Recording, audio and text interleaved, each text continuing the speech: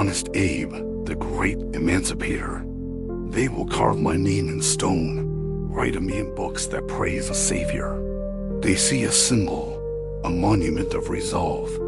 They do not see the man. The blood of brothers soaks this soil, the very soil they tilled together. A noble purpose, clear and rational, something a liar could argue and understand, but I was mistaken. That was merely the surface of an abyss, the respectable title for a horror too vast to name. Every life that falls on either side is a part of me that is stripped away. I read the casualty lists, and I see the faces. A safe place, a courtroom of the mind, believing that man, with his intellect, was the master of his own destiny. I saw the union as a contract, a sacred partnership, and I believed that the sanctity of that contract could be proven through argument, into a place where all the rules I had ever known became meaningless. The logic of the law was drowned out by the roar of secession. The art of compromise was answered with the cold steel of a bayonet. I gave them men, I gave them arms, I gave them the full might of an industrial nation, and they gave me excuses.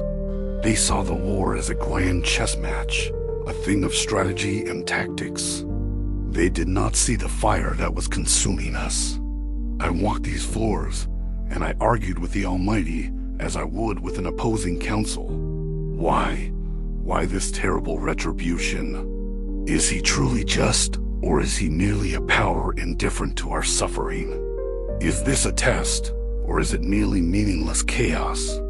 I stood there, looking out at the sea of expectant faces, weary, grieving, yet still looking up. For a nation to have a new birth of freedom, it first had to die.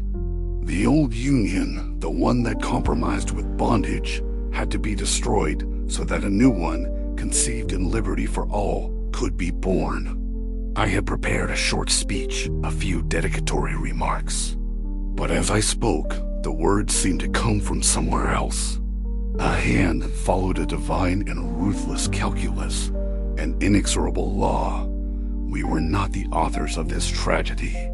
We were merely the actors, playing out a drama of consequence that had been set in motion generations before. Surrendered the desire for an easy peace, surrendered the small self that wished to be liked and to succeed.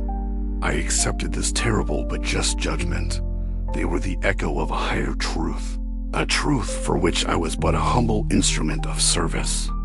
They came from a place beyond anger, beyond blame, a place that understood that both North and South were caught in the same web of consequence, both paying the price for a shared sin. To rebuild, we could not begin with blame. We had to begin with charity, a charity born of shared suffering, and my role within it. I was no longer the nation's leader in the way a politician is. I was its instrument of penance. A single shot in the dark, a final violent spasm of the hatred this war had unleashed. But they could not kill the Union that had been bought at so dear a price. That truth and justice can be delayed, but they can never be denied. The arc of the moral universe is long, but it bends toward justice. I have seen it bend. I have felt its terrible, grinding force. My death was but the final punctuation mark on a story already written in blood. It was, perhaps, a necessary part of the sacrifice. The captain had to go down with the ship he had steered through the storm, so that a new vessel could be built in its place. I stood there once more to give an inaugural address. It is the understanding that a house divided against itself cannot stand. Whether that house is a nation or the soul of a single man.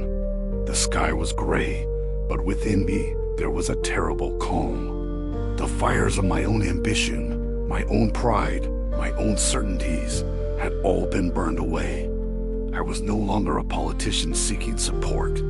I was a witness, a scribe recording a truth that had been revealed in the crucible.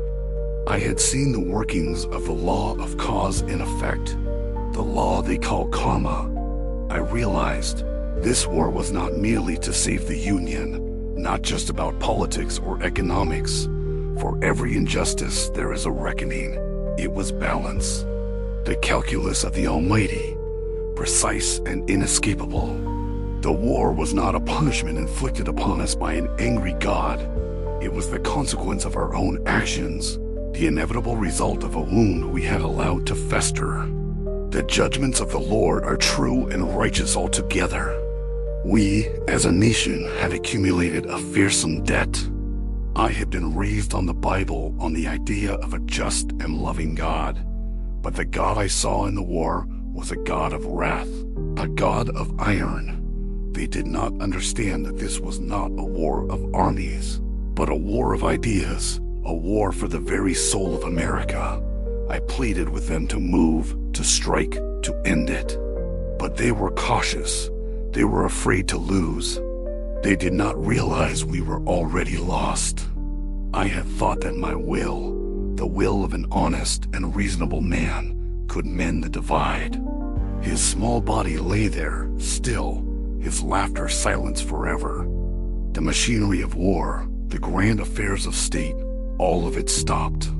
There was only the silence of that room and the terrible, final stillness of my boy. How naive I was to believe I could command a tempest to be still. And I saw in them the reflection of a nation in mourning. Her sorrow was a mirror to my own and to the country's. In that moment, I was not a president.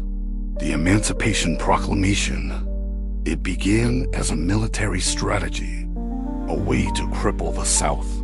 But as I wrote it, as I wrestled with the words, it became something more. It was an act of alignment, a desperate attempt to align the will of the nation with a law higher than our own Constitution. It was a confession that we had been wrong, that this nation, born in freedom, could not endure half slave and half free. It was the first faltering step out of the darkness. I was just a father who had lost his child. And in that shared democratic agony, I felt a deeper connection to my people than any election could ever bestow. I had entered the crucible, that its logic was self-evident. I see the sons, the husbands, the fathers. Each day, the telegraph brought its merciless rhythm of death. Antietam, Fredericksburg, Chancellorsville. They were no longer names on a map, but scars upon my soul, synonymous with slaughter, with fields whose only harvest was the bodies of men. I would walk to the War Department in the dead of night, just to read the dispatches myself, as if seeing the words in their raw form could somehow make them more real, or perhaps less real. But as a gathering storm from the South, carrying the scent of iron and blood, not to lead a prosperous nation, but to helm a ship breaking in two in the middle of a hurricane. They gave me power, but what is power when the ship no longer answers the rudder? What is the captain's authority when the crew has descended into a murderous mutiny? They handed me the reins of a chariot whose horses were already stampeding towards a cliff.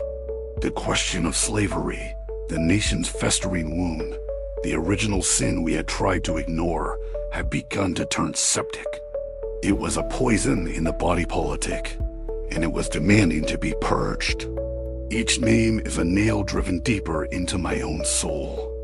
I feel the phantom pains of 1,000 amputated limbs. They do not see the ghost that walks these halls at night, but they will never know the true weight of these long nights, when the thunder outside merges with the roar of cannons in the mine. This house, this White House, is not a home. It is a tomb filled with the ghosts of boys from Virginia and Vermont, from Georgia and Maine. A current, powerful and relentless, that cares not for the laws or desires of men. It is an ancient river of consequence, and I have been placed at its helm as it cascades over a waterfall, and its price ... is the pain of an entire nation. The axe in my hand taught me of the material world, of its resistance and its rewards. The book in my hand taught me of the world of ideas, of history, of the slow, painful climb of mankind. I studied the law, I debated, I believed in the power of reason, of logic, of a just compromise. I believed that if men of goodwill could simply sit and talk, any wound could be sutured, any divide could be bridged. Their whispers are the wind that rattles the window panes. They do not see a man breaking, trying to keep a nation from breaking with him, a nation tearing itself apart. I had thought my purpose was to preserve the Union, to safeguard the legacy of the Founding Fathers. There is another purpose, a far more terrible providence, working through these very hands.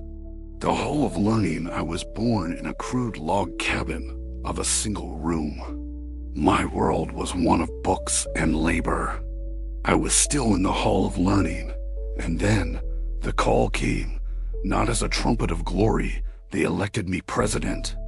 I crossed the threshold, not into a palace of fame, but into the eye of the storm, the road of trials. It was the road of trials, a path mired in blood and tears. My generals ... and then the trial struck home. It left the battlefield and entered the walls of this house. I lost my beloved son, Willie. My private grief merged with the grief of 1,000 other mothers, 1,000 other fathers. I looked into Mary's empty eyes. In the long nights, I questioned God. Slowly, painfully, I began to see. But then, at Gettysburg, amongst the freshly dug graves still fragrant with earth, a truth began to reveal itself. It was a trial by fire, a purification. I began to understand that another hand was writing this story. The Great Renunciation 4 years later, it is a law as real as gravity. It is the bookkeeping of the universe. For every action, there is a reaction. Every drop of blood drawn with the lash these past 250 years would be paid by another drawn with the sword. This was not vengeance. In that moment, standing before the nation, I performed my own great renunciation. I had surrendered my own will. I no longer sought victory, but reconciliation. With malice toward none, with charity for all. Those were not my words. The final punctuation, they killed me in a theater, ending my role upon this earthly stage. My legacy is not a victory, not statues of marble. It is a reminder, a warning etched into the soul of the nation, that the will of a nation, like the will of a man, must bow to a will that is greater. That is the only lesson and the only salvation.